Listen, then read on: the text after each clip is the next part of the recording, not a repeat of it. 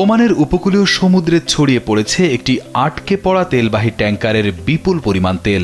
এরই মধ্যে কালো তেলের আস্তরণ সমুদ্র পেরিয়ে দেশটির বিভিন্ন উপকূলীয় এলাকায় পৌঁছে গেছে। শুক্রবার ধারণ করা ভিডিওতে হলানিয়াত দ্বীপপুঞ্জের আল কিবলিয়াহ দ্বীপের কাছে আটকে থাকা ট্যাঙ্কারটিকে দেখা যায়।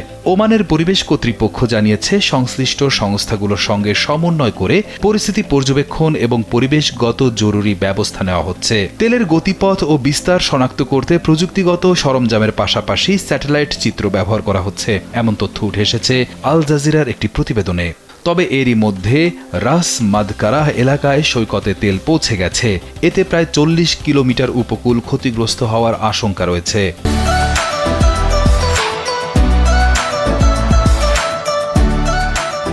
কয়েক ঘন্টার মধ্যে তেলের আস্তরণ মাসিরা দ্বীপের দক্ষিণ উপকূলে পৌঁছাতে পারে। সেক্ষেত্রে আরও 10 থেকে 20 কিলোমিটার উপকূল ঝুঁকিতে পড়তে পারে বলে জানাচ্ছে সংবাদ মাধ্যমগুলো। আন্তর্জাতিক গণমাধ্যমের প্রতিবেদনে ট্যাঙ্কারটির নাম ক্যারোলিন বেজেঙ্গি বলে উল্লেখ করা হয়েছে। 30 জুন ওমানের উপকূলের কাছে এটি আটকে যায়। এর আগে ইয়েমেনের কাছাকাছি থাকাকালে এতে সমস্যার খবর পাওয়া গিয়েছিল।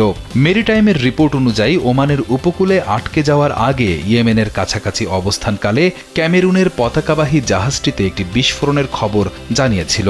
ট্যাঙ্কারটিতে আনুমানিক 8 লাখ ব্যারেল রুশ অপরিশোধিত তেল ছিল বলে জানা গেছে। ফলে তেলের বিস্তার নিয়ে হলানিয়াতে দ্বীপপুঞ্জের সংবেদনশীল সামুদ্রিক পরিবেশ ও উপকূলীয় জীববৈচিত্র্য নিয়ে উদ্বেগ বাড়ছে।